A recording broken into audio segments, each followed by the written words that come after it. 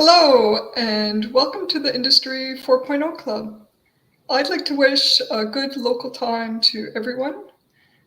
Now also referred to as the I-40 Club, our main purpose is to engage the power of diverse worldwide talent to accelerate the global evolution to Industry 4.0.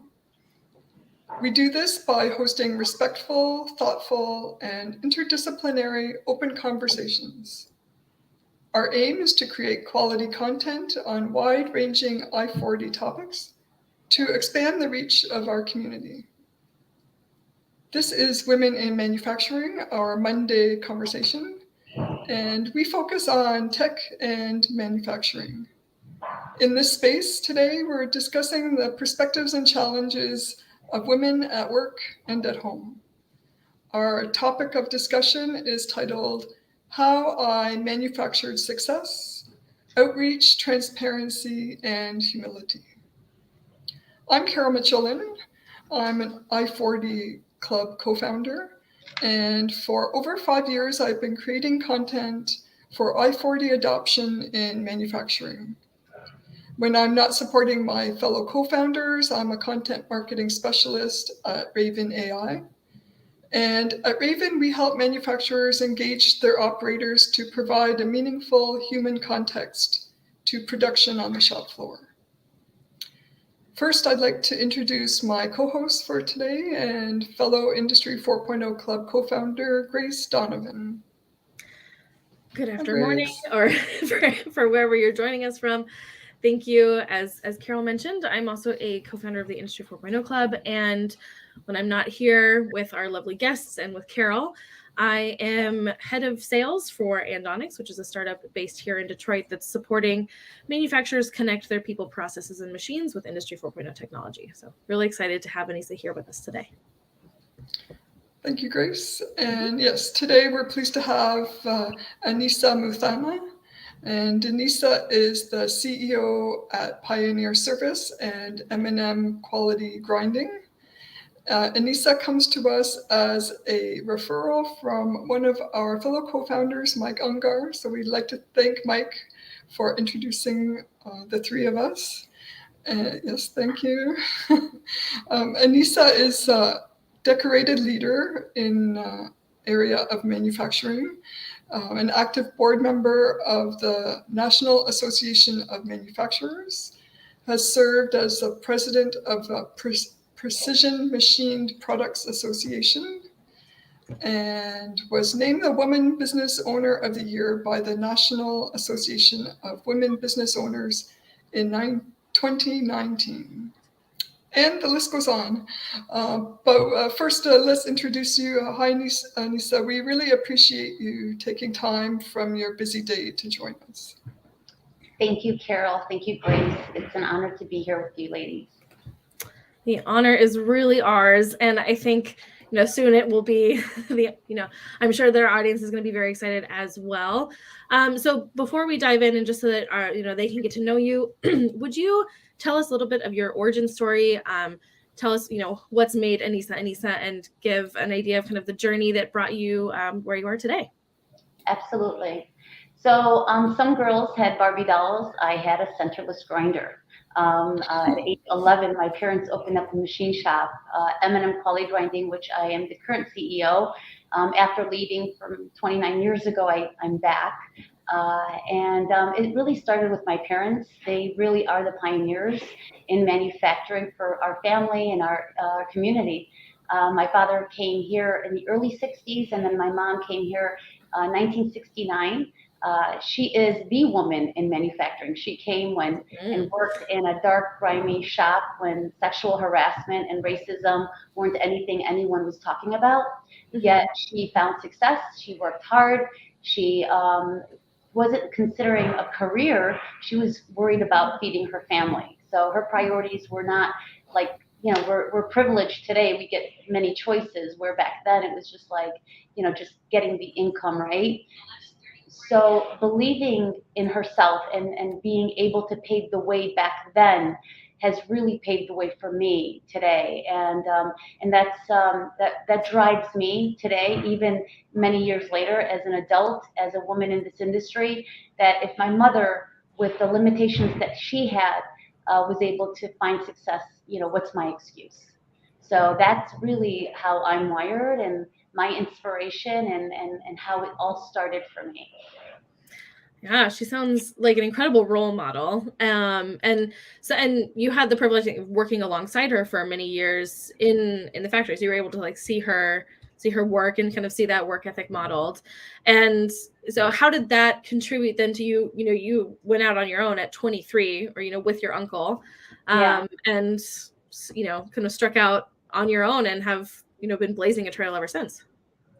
Yeah, so my mom worked in the factory, so she, did more hard labor and deburring and cleaning and, feeding bars, and a little bit technical as well. But even though with her limited English, her limited education, she continues to be my mentor, the mentor of all mentors, because her gut, her instincts, her experience, and the way she just, knows, picks up on things is like no one I've ever met. So very blessed to continue to have her in my life. But that is true. In 1993, at the age of 23, I left the family business and went into partnership with my uncle. And it was mainly because of the dynamics of a family business. And back in the 90s, as a woman in this industry, even if my family took me seriously, a lot of the suppliers and customers and even employees questioned my authority, questioned who I was. I was called princess, and I'm not bitter about it. I just even though I was only 23 years old, I knew that is not sustainable for me. That's not where I want to be. That's not where I felt that I wanted my future to continue. So, looking back at it, I was like, wow, like, I don't know if I would do that at age 23 today, honestly, but I was so determined to prove that I can find success and find my own niche. And so my uncle was already wanting to partner up with me for years. And so we became partners, and I had asked him to be my silent partner for a couple of reasons. One, I knew if he was in charge, that, the employees and others, it would be the same dynamics. It would just be a different company. And then the other factor was my brother, my uncle is my dad's brother-in-law. So there was some rivalry there.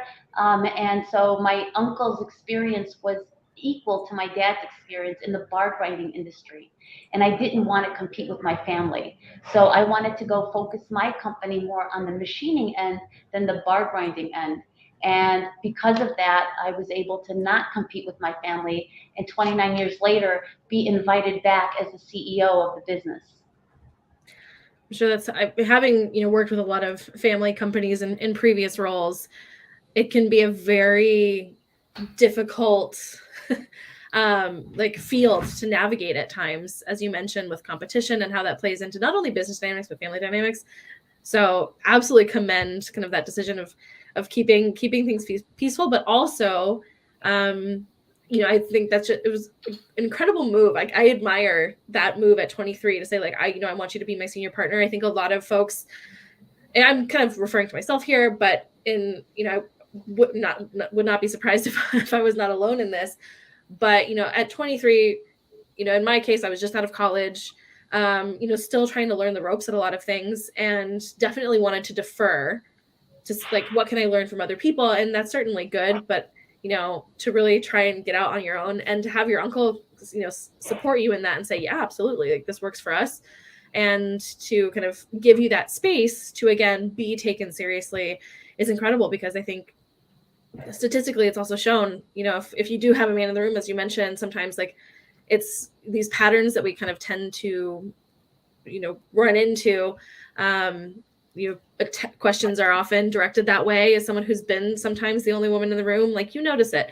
And speaking of, the importance of having advocates across the aisle, so to speak, of having folks that are willing to put women, in positions of power and leadership is really important. And so I commend your uncle for having that foresight and that confidence in you. That's fantastic.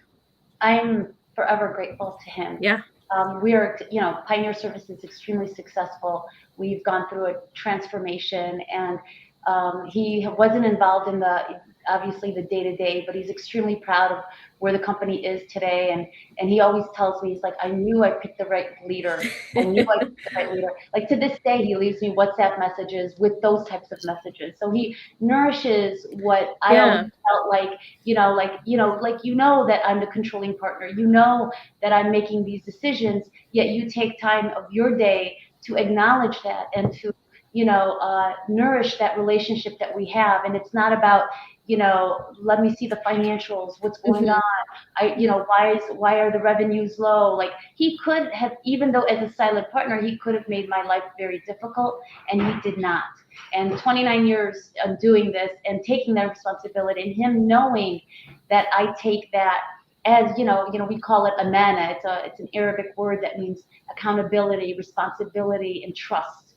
And so with that, and respect. And so it's a very powerful word in our language, in the Arabic language, and him knowing that I take that so seriously and lead that way, then he has that peace of mind, because that's a check off the box for him. And for me, that acknowledgement obviously drives me even more to want to be successful, because it's not just for me, it's for me and for him, and it's our legacy. It's beyond making money. It's more about, what can we accomplish now, right? Yeah, I think that, that encouragement piece, I was so excited when you mentioned trust, and you'll have to repeat that word for me. You said Amana. It's spelled Amana. And sometimes people add an E to it.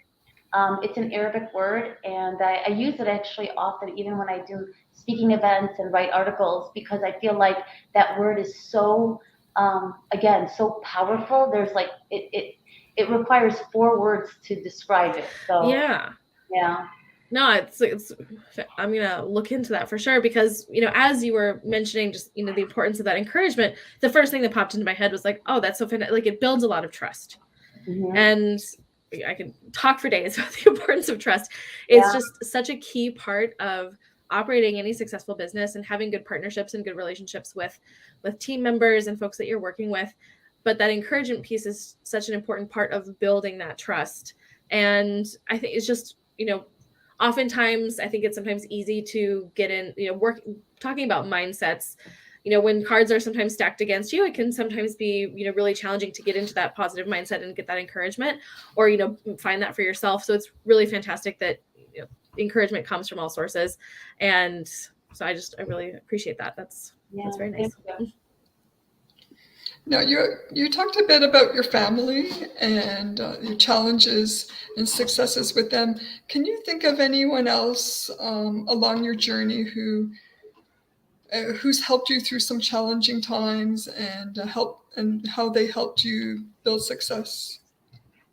So I think that throughout the years, I've met some amazing people. Too many to name, but I would say that the team that I built in my company, Pioneer, per se, since I've been there 29 years, the people that have stood with me through the transformation. One person specifically would be my production supervisor. He's the pioneer of Pioneer Service. He's been there from the very beginning. He started deburring parts, and now he's our lead, and he's self-taught CNC machinist. And the sacrifices that he's made, the long hours, the blood, sweat, and tears, he comes to mind first. But also, just like even the people that have been with me for even a year or 4 years or 5 years at Pioneer, we've gone through a transformation. We've taken on really challenging parts. We've gotten out of our comfort zone, and knowing that they support that, knowing that the stewardship and our core values is not just a pretty word on a wall, but that means something to them. Now that I've taken on M&M Quality Grinding, I'm actually here at M&M today, and I'm here most of the days, and work remotely for Pioneer and through WhatsApp and emails and communicating with them as they need me. But I don't need to be there. They can run the company without me. And that didn't just happen. That's a lot of sacrificing on their part, and a lot of, going back to what Grace said earlier, a lot of trust on both ways. Like I entrusted them, and they know that I have their backs. They know that as the company grows and gets better, that their positions and their opportunities will also grow. And so it's a two-way street here. It kind of sounds like you're paying it forward. The people in your life are encouraging and trusting, and that really gives you the energy and strength to do that to others, the people that you're working with. So I think that we should lead that way. Like I've been described as servant leadership comes easy to me. It's just the nature of who I am. But I'm not a doormat. I'm not, somebody that people can easily take advantage of. So that's probably my mother's instincts that has been instilled in me. Whether by genes or by like her really just teaching me, right? Like I know the title of the talk is like outreach, transparency, and humility. To me, that is all of those are very important, and the humility part of it, which we're discussing right now, and the servant type of leadership, and the trust, and really just paying it forward. That all is like the way that I'm naturally wired. But then at the same time, that doesn't take away from my confidence. It doesn't take away from my leadership as far as holding people accountable. It doesn't take away from me holding myself accountable, and not just in a humble way, but I'm driven, right? I'm driven, and I feel like that those aspects of my life have also helped me to have those instincts and realize when someone is aligned with those values and when someone isn't aligned with those values, because then that's wasted energy, wasted time, wasted resources, aligning yourself with people that are not aligned with you. So it's really determining who is going to be left standing. Sometimes it's not because the person's evil or the person isn't, they're just not aligned. Their mission in life, their vision in life differs than mine, and is not it doesn't go and are not aligned. So in those cases, it's either we part ways in whatever way. But in the end of the day, paying it forward is important, and we can't always pick who we're paying it forward to. But we also want to make sure that we're surrounding ourselves with those that are deserving. Mm-hmm. Yeah, the way you frame that kind of it strikes me as kind of also pretty typical marriage advice of, you're not going to be able to change the person. I know, totally different, right? But if those core values aren't present at the start, there's no guarantee, and it's probably unlikely that that's going to end up being the case. So, I mean, I think it's absolutely very astute, right? You want to make sure that you're aligning folks that share those values. And so, while we are on this topic of, humility, transparency, how has your leadership style evolved over the years? Because I know that's very common, when you were 23, your leadership style was going to be, X, and it's certainly changed over time. But, these threads are common, I'm sure, over the years. But I'm curious how that style has evolved. And then, what have you seen as like the benefits or the externalities of that style that you've seen play out in your teams? Yeah, so I feel like that there's obviously, as we grow, as we age, I don't know what I don't know. So today at age 53, I know what I know, but I don't know what my mindset's going to be at age 60 and where my head's going to be and what's going to be important to me. But I think that in my 20s and 30s, my concentration was building a company, making money, watching production, pretty darn aggressive, if you would say. And not that I'm not at times aggressive today, but I'm more strategic about how I use my energy. Where before it was just like, like just right, it was all over the place. And I actually mentor or have employees that remind me of myself in my 20s, and I'm like, oh, yeah, and it's that moment of humility, right? Yeah. Is that moment of humility? Yes, I used to think like that too. But that may not be the best productive way, because it's not about me. And it's not about, what I want. It's about, what are the processes? what is the best for the company and what is the best for everyone involved, and not, it's my way or the highway, because, those are words I've said in my 20s and 30s. And it was because I felt like I had to prove myself, and I was, like going into, like, people weren't taking me seriously. So I would start overly aggressive before anyone had a chance to question my authority. So looking back at that, I'm like, oh, what was I thinking? But it got me to where I am today. We have to evolve, we have to learn, and some people learn faster than others. But I always feel like I never wanted to hurt anyone's feelings. I never wanted to, I didn't never wanted to be that boss that you can't come to. It's just that when we were making decisions, sometimes I would take it upon myself and I wouldn't delegate, but instead I would just tell people what to do versus, hey, let's now be more collaborative. Let me hear what you have to say. And I've been hiring people that are smarter than me for a reason, because I want them to be leading. I want them to benefit my company, right? And so I can't do that if I'm in control of everything. And today we call that micromanaging, where I tend to do that when and it's not necessarily micromanaging, but checking in more and making sure that the project is moving smoothly. But once I know that the person is capable, and even if it's not at the pace that I want it to be, I'm a lot calmer today than I would have been 10, 20, 30 years, 29 years ago. But it does go back to also, the humility factor. That also goes back to remembering, when my parents used to come home working in factories and having heavy hearts because they weren't treated right.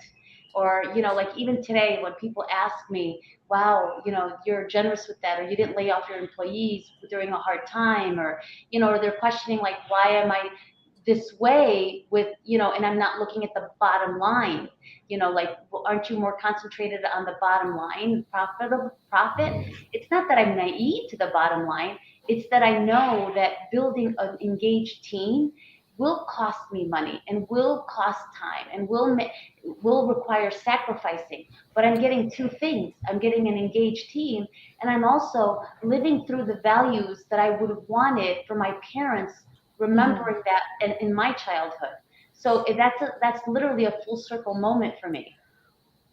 Yeah, that's awesome. And as you were mentioning this, I was actually reminded of something that I've heard from Mike Unger, who introduced all of us, that if in times, like in tough times, if businesses are unable to like respond and have the resilience that they need, to carry themselves through that hard time. I think in this case, you're looking specifically at how do we keep this team intact, because that's going to make us stronger in the future. Then like that's a hallmark of a really great business. And it, in some ways, I feel like goes against that relentless focus on the bottom line. But you've come through a lot of challenges. You've come through COVID-19. I dare say stronger than before. Feel free to add anything there. But I think that that's also just something that from the outside, and I'm sure from someone on the floor looking at those decisions, that just really invites a lot of respect, I think, towards your office, and I certainly have that for you. Thank you. No, I'm grateful that I'm when the time of, it's like I had a VP of sales once described me as a force of nature, and at the same time also lifting others, right? And I took that, she meant it as a compliment where others might have not taken it as a compliment. But I love that. I love that, in times of despair, in times that are questionable, like there are just things that aren't negotiable, and I don't run to. It's not like, when COVID hit, it wasn't like, when I heard people that were laying off their employees, that's not where I went first. When we lost a lot of our business back in 2012 before we did our transformation, and that was first thing on my list was not to lay off anyone. I ended up not laying off anyone. And that just, it's not because I'm a superhero. It's not because, it's just because, I know that I've needed these people. I know the value that they brought to the company. And the first sign of trouble, I'm going to cut them off. Like, it should be the last. thing I do, not the first thing. And so it's just, again, and I truly believe it has a lot to do with my parents, the values they instilled in me, but also, I remember my father coming home and saying, business is really slow right now. They've cut our overtime. I'm hoping that they're not going to lay us off. And having that worry, again, it's going back to that and how that has left like a heavy feeling in his heart that then, that I've been reflected on. And then now, it's not something I want to do to others. Well, I think you empathize that they have to go home to their families and have those exactly the same conversation. Yeah. And as leaders and business owners, we are in charge of their livelihood. They've made a decision to work for our company. They may have had other options, and they came to choose to work at our company. And to take that lightly, for just, when things get a little difficult, is not something that obviously sits well. Thanks for that, Nisa. We appreciate hearing manufacturer with that approach, and I think a lot of people do appreciate leaders who are like that. And you did mention the challenges you had with your digital transformation back in 2012, and I'd like to learn more about that. For example, maybe give us an idea of some challenges you may have had, as well as some of the successes that really stand out to you. Yeah, that'll take about a week, but I'll try to, condense it. Strap in, everyone. Right? 2012, we did lose 90% of we survived, all of the recessions in 2007 through 9. We were really proud that we were able to, survive all of the challenges. But in 2012, we did lose 90% of our business literally within 6 months. Our top 5 customers were purchased by a big OEM that took it over, and it was just like crickets. And 29 years of servicing those customers were just like worth nothing to them. So it was no conversation, no, we're going to China, nothing, just absolutely just gone overnight. And so that was extremely challenging, not knowing, how we would survive. Thankfully, I'm the type of person that doesn't like debt and doesn't go to I don't go to banks first. I try to be resourceful and also within. Like I always joke, I'm like, I don't have like big fancy diamonds, but I have awesome machines. And so I was able to invest in the company and be able to continue to make payroll, continue to cover overhead, even without the substantial amount of business that we lost literally within 6 months. And that's hence the conversation earlier about not laying anyone off. So fast forward in 2014, we realized that in our journey in Industry 2.0, that Swiss lathes, CNC machines were going to be really what we're going to build our shop with, and it would be a good fit for us. And so everyone, including people in sales and marketing, everyone on the shop floor, quality, everything changed. We're a different company. The parts that we were making back prior to that did not compare to the parts that we were now quoting on and making. So everything from our strategy, the way that we were quoting, the cycle time, the developing processes, everything changed. And so everyone was getting out of their comfort zone, and it was extremely stressful. But again, going back to Luis, the pioneer of Pioneer Service, he really stuck through it. He was coming during the weekends, working at home, just trying to figure out and really self-taught himself how to program and run those machines. Alongside with my partners, like I had a really strong partner with our ERP system when we decided to go to a new ERP system. We had a really strong partner with our machine builder when we decided on the equipment that we had. And, to give them a couple of shout outs, it was Global Shop, our ERP system, who had helped us really develop not just the integration, but also like really train us and understand the value of what that ERP system could do for our company and the traceability within our shop. Same thing with our partner with our equipment. They would bring in Star Machines.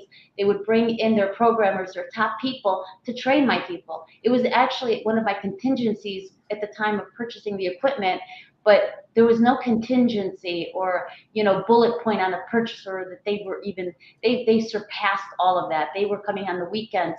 They had their top guys fly out from New York on a Sunday to help get our machines running, and that was really just building those partnerships. And if there's anything that anybody takes away today, is that the value of relationships and partnerships, whether it be your boss, whether it be somebody outside your company, whoever that is, or your employees, right? Those relationships and those partnerships, and building that stewardship, building that teamwork, and having each other's backs.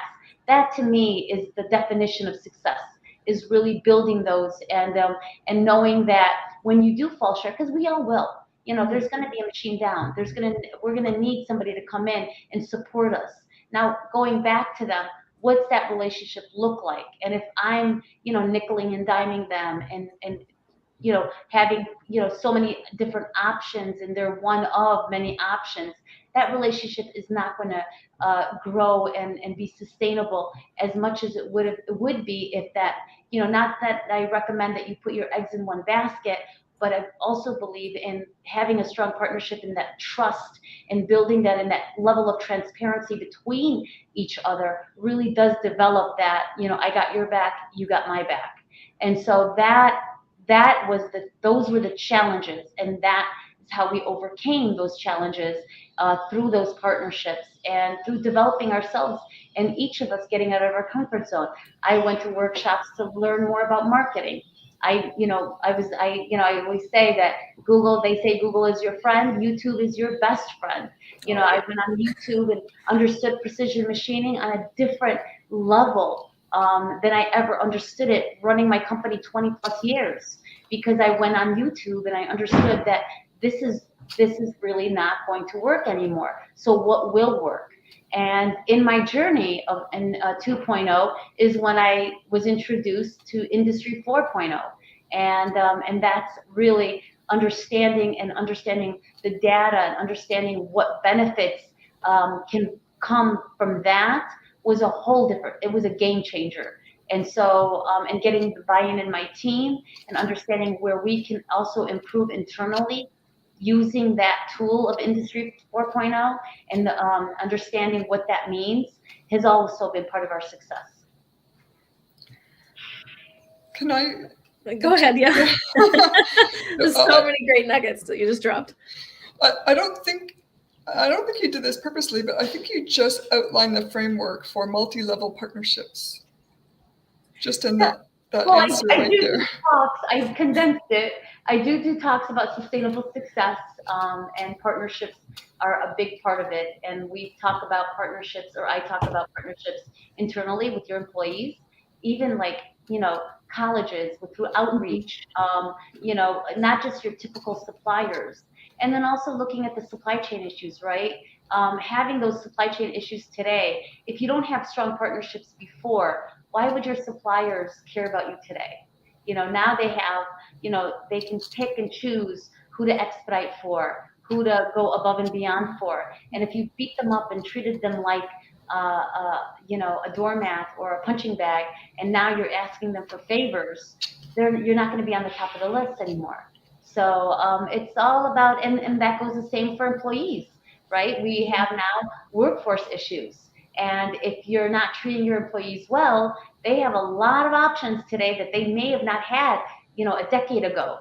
So it's all about sustainable success through partnerships. Then I think an underpinning that of that we touched on earlier is trust, right? investing in those relationships and being able to benefit from, having your service providers send their people and, to the shop floor. That's really reinforcing that relationship. But then also that's building trust that you guys are going to be there for each other, in the future when you need to call on a favor, when times get tough. I know that goes for, external suppliers as well as employees, as you mentioned. I just wanted to kind of loop it back to trust because I love doing that. Yeah. We have a couple comments that I'd love to just highlight and bring up.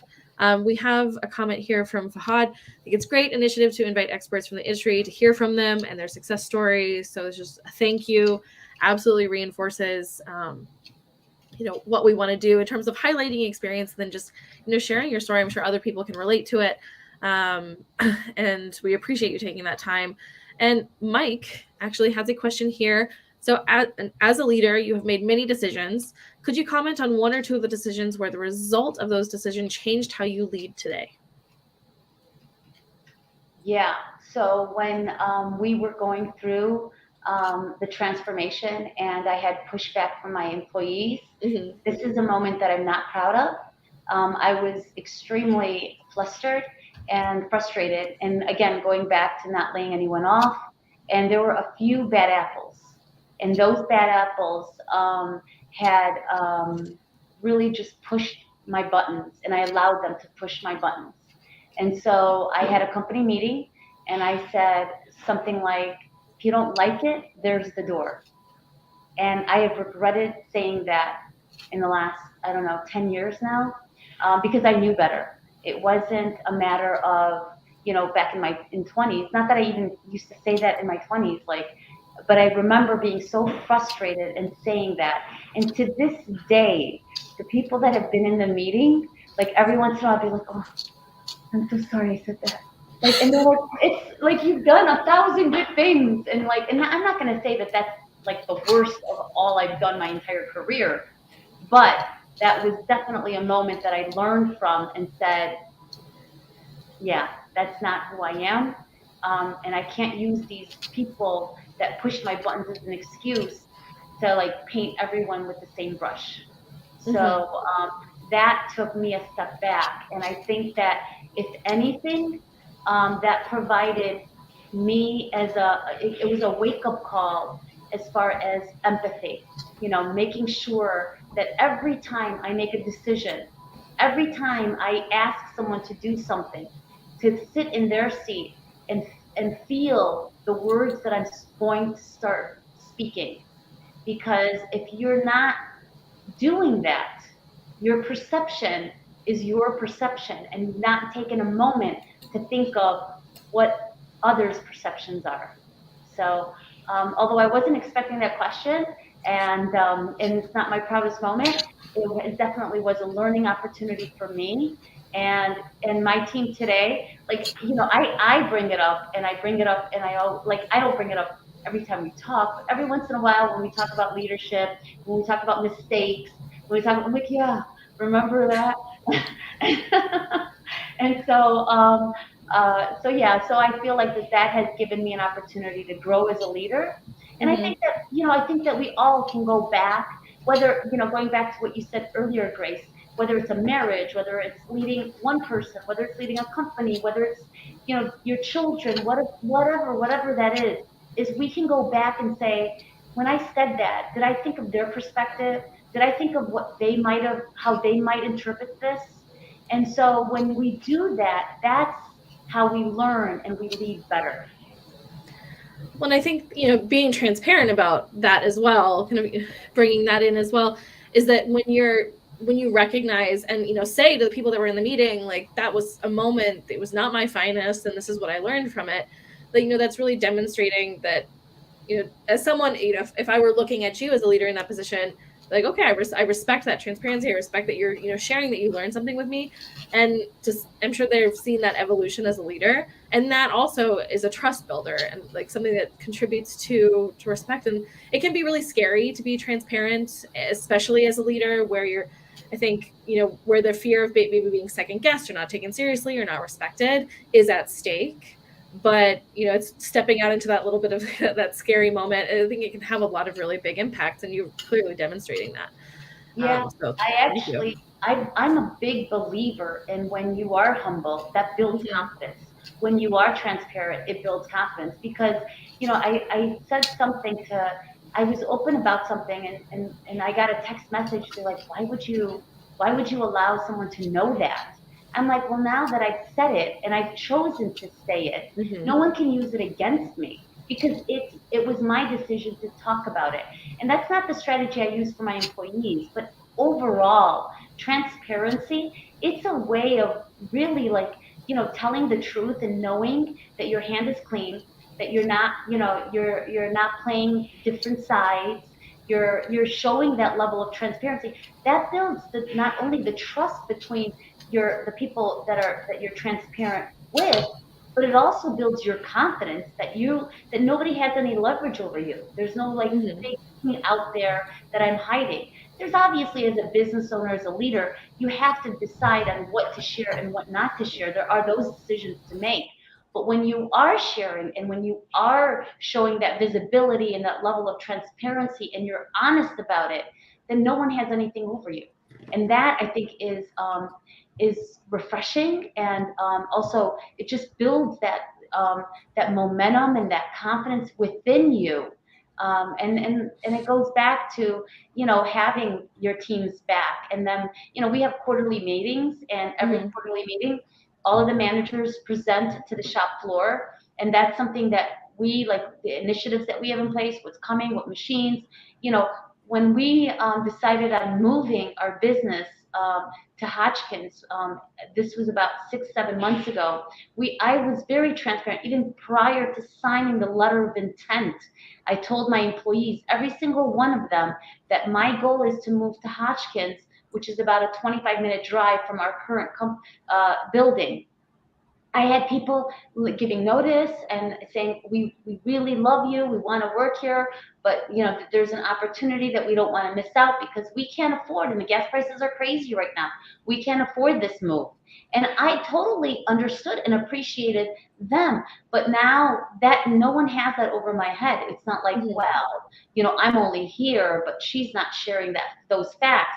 No, they're here because they want to be part of our growth, our expansion, and our move.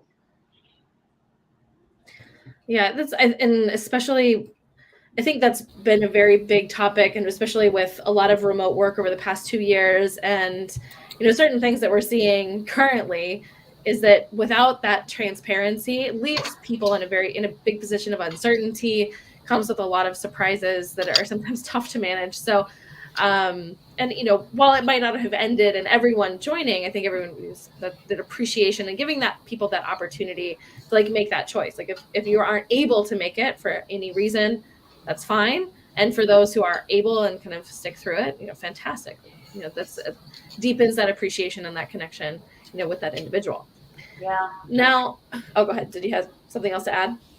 No, I said agreed. Oh, Absolutely. yeah.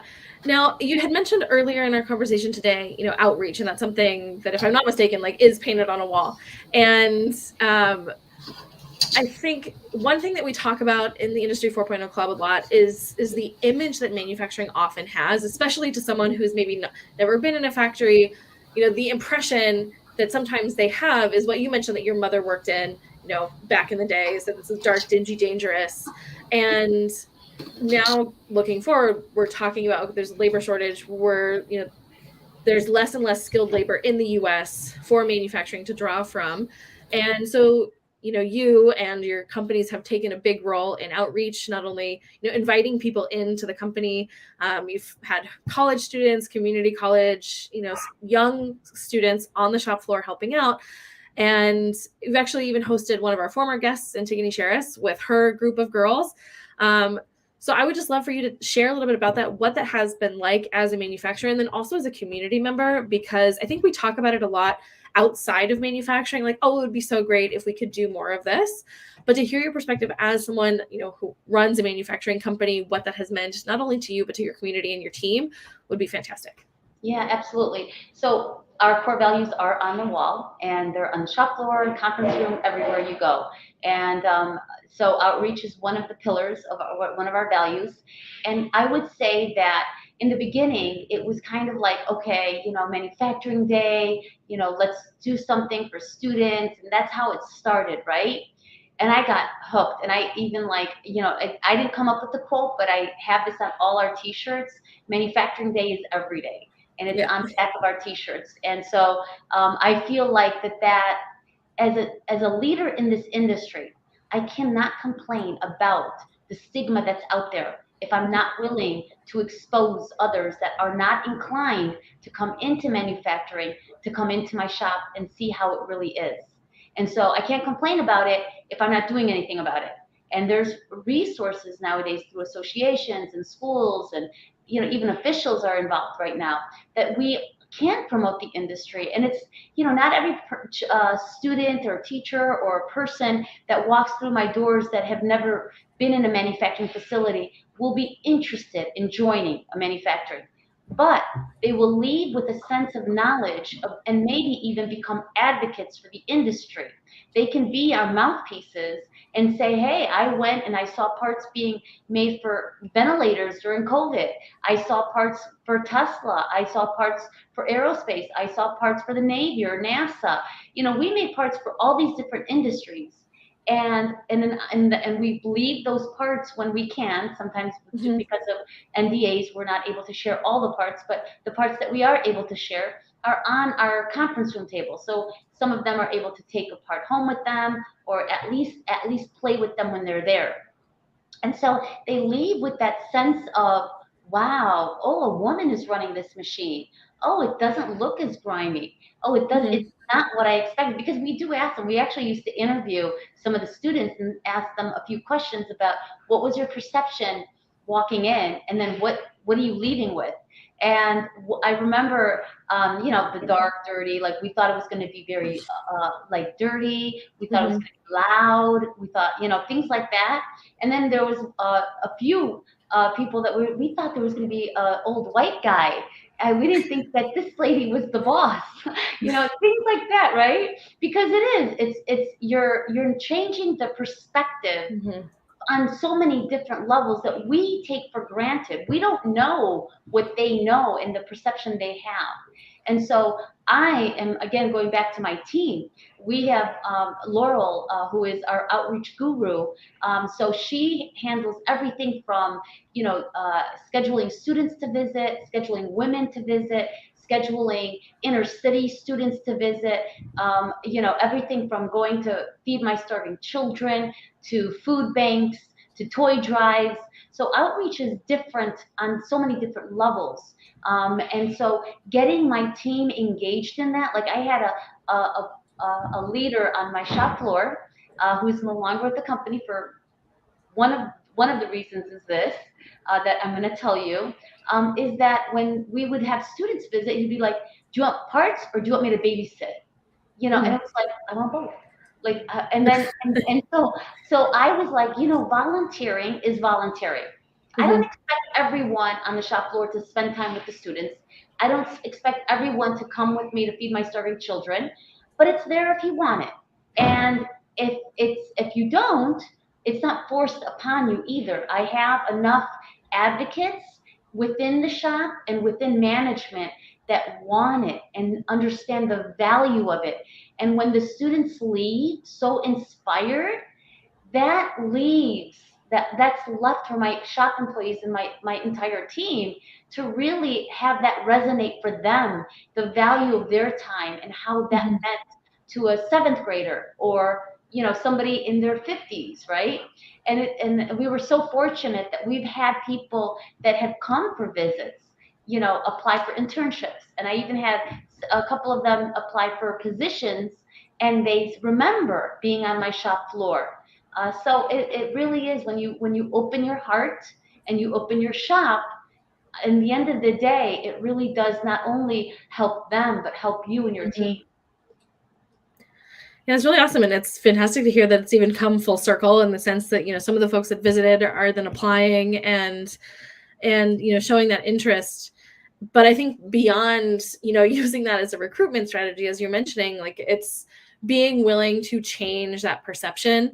So this is, it's much bigger than just, what's in it for me here, but really how are we, even exposing kids to new opportunities, or, someone in their 50s, as you mentioned, like it's never too late to bring about a change or that reinvention. So I think that's just really fantastic, and appreciate, you making that a priority, right? Because it so much stems from leadership on down. You have to be the one to be kind of leading that charge. And as you mentioned, like if someone doesn't want to partake in it, that's okay. They have that option, but you have stated and are clearly showing that that's a priority for you. And we really admire that, because that's something that we have discussed at length in this group. I see Carol's eyebrows raising, like, yeah, that this is really important. And so it's just really, fantastic to hear your perspective as someone who's, walking the walk. Yeah, no, and it's part of who we are now. I can't imagine, like, if I were to say, I used to say, like, can't we do 2 a month? Like, at one point, and then we had to back off because of COVID, and so we were doing 2 a month. And now it's like we don't even, like, we have obviously our KPIs and outreach is part of that, but it's not something that I even check on anymore, because I know it's being taken care of.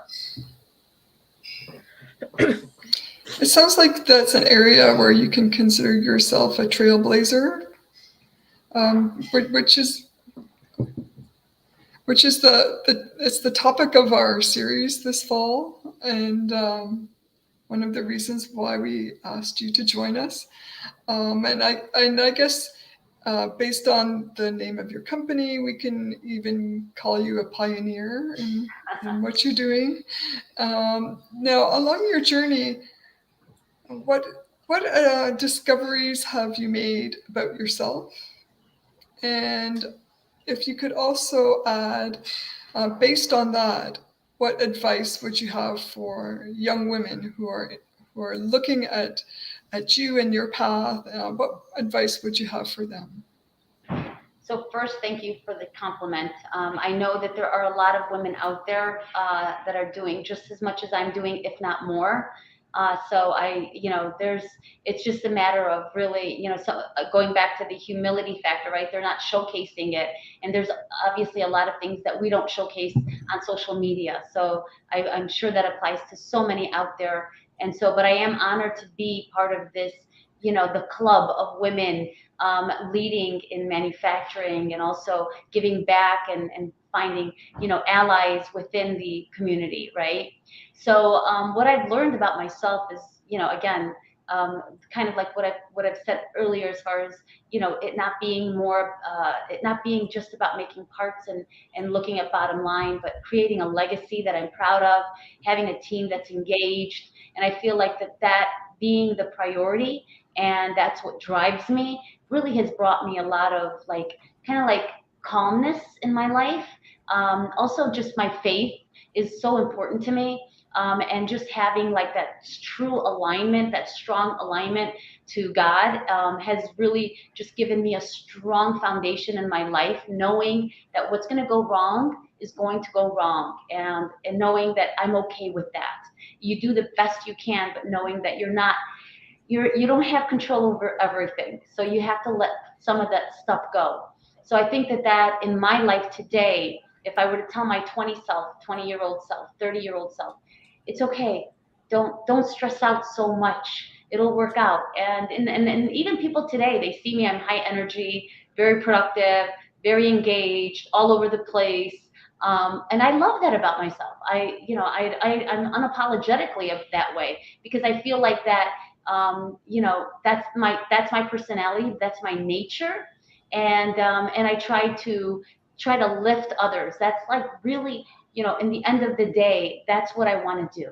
Whether it's in manufacturing, whether it's outside of the industry, that's what I want to do. I want to leave a positive impact. I want that I was not just around to make parts. That's something to be proud of, and I don't want to, diminish the hard work that has been involved in doing that.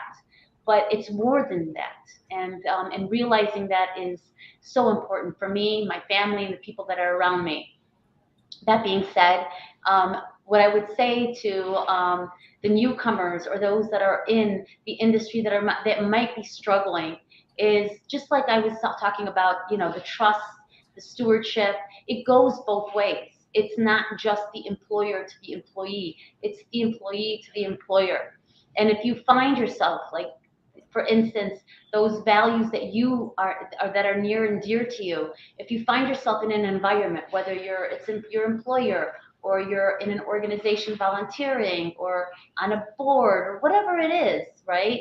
And they're not aligned with your values, and they're not, you're finding that you're going to work and it's a toxic environment and it's just really eating up your energy, check yourself, go take a step back. And I think the industry is so strong nowadays that, your plan B is easier to get than it would have been back in the 60s, 70s, 80s, 90s, and even, 10 years ago. There have been women that have paved the way. And so nowadays you applying, and fortunately or unfortunately, you have all these companies that are out there that are looking for diversity. And sometimes that's absolutely 100% what they should be doing. But then there are other opportunities that you might be just checking off a box for them, and you might not be really something that they're looking for. So make sure that when you are engaging in looking for your plan B, you're going into an organization that truly value you, not because you're a woman, but because of the skill sets and the value that you bring to their organization. And if you know that, and if your gut tells you that, and you've done your due diligence, find your plan B, find your plan C, find your plan D. I even tell my employees when we struggle, if this isn't good for you, if the direction that I'm going towards isn't good for you, I'm going to tell you what I tell my mentees: find your plan B. You don't have to be transparent about it from day one, because that wouldn't be smart. But, right, you don't want to tell your employer, yeah, I'm looking for another job, because that you may not feel comfortable doing that, and that might backfire. But knowing that, the industry is so strong today, and with the technology and the innovation, go out there and find something that makes you feel better about yourself and that values who you are. And that's obviously to those that aren't happy. If you're happy and you find success and you feel like it's not just about the money, right? It's about the environment. It's about who you're talking to, who you're working with, who you're rubbing shoulders with, what opportunities are available to you, your short term, your long term. And so I would suggest that those that are struggling to do that. And that would be my advice to those out there. Excellent advice. I think if I were to sum it up, excuse me, I have a pretty insistent little animal here. If I were to sum that up, it would be, look for alignment. And I think that's something that you mentioned that you've been fortunate to have, both in terms of like faith, work, and personal life. And that is just so important. I think a lot of folks are looking for that, and that's, what we should be striving for. And if you don't get that in your first attempt, plan B, C, there are ways, keep looking, keep adjusting.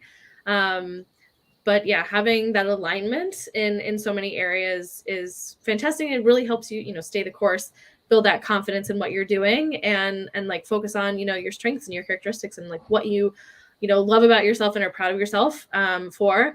It's really important to keep those front of mind, because those keep you moving forward. Absolutely.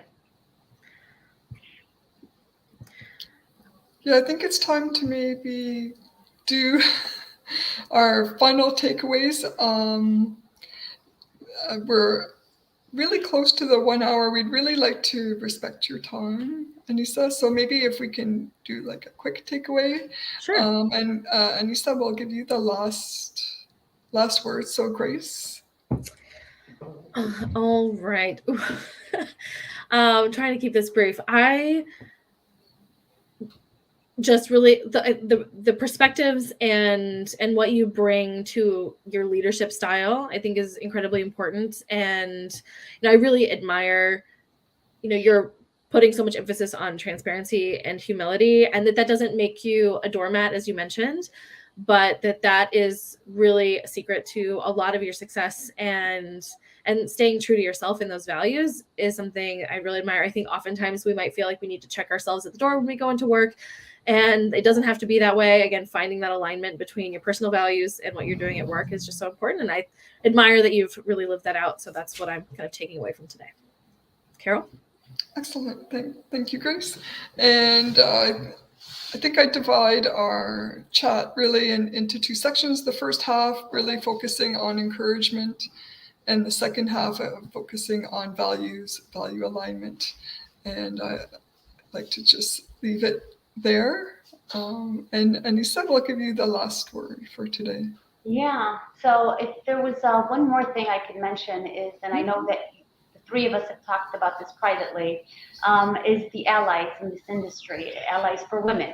And so it's unfortunate, but there's sometimes they come both in male and female, as far as villains or as far as those that may not be treating us as respectfully as we would want. And so, so I would encourage everyone to, like, as women in this industry, to have the empathy and compassion for one another and to help lift each other, because I feel like when we do that for one another, it really empowers us within our organizations and within the industry, but also it does send a strong message about women empowerment. That being said, a lot of our allies come in a male form, right? Mhm. And so recognizing and understanding that, and never seeing the factor of the gender, us versus them, and understanding that just like Mike had made this connection for us, understanding that there are so many males out there that are struggling just like we're struggling, and they're going through, they bleed like we bleed, right? So they're not aliens, they're not the enemy, and it's never us versus them, and just keeping that in mind when moving forward. And sometimes it's ignorance and not arrogance, sometimes it's the lack of understanding. Sometimes people are walking on eggshells because they want us to feel like we do belong and say stupid things, and I've noticed that in my career, but I go back and I say, okay, what does it seem like his intentions were? His intentions weren't, bad. He was just like being overly, protective, or, giving me advice that he thought might benefit me. So sometimes making people feel uncomfortable because we we have like our specific words that we want to be addressed, it can make the environment more difficult as far as adapting and working together. So I know you asked me to give the advice earlier, and I gave one piece of advice, but I would say, as an ending to this, is just always know that sometimes the best people are, need a little bit of education and inspiration. And sometimes when we do that for them, they become our biggest allies. Yeah, all gems come out of the earth dirty. You just got to dust it off a little bit. I love your metaphor. Love it. Now, before we close off, for anyone who'd like to get in touch with you, Anissa, how do you suggest people do that? Reach out to you. I would suggest in a professional format, as far as LinkedIn. I'm pretty active on in social media general, but LinkedIn would be the best way. Excellent. And I think that's it. I think we can call it a day. We really appreciate the time you took to join us. And it makes us really happy to have someone to share your depth of knowledge and experience. And we hope that you continue to support women in leadership and in manufacturing and manufacturing in general. And for those who are listening in or watching, if you like conversations like this, look out for more of our LinkedIn live shows. And for updates and notifications, we encourage you to follow the Industry 4.0 Club on LinkedIn so you don't miss a live stream. And we wish you all a great rest of your day. Thanks, everyone. Thank you. Thank you. Thank you for having me.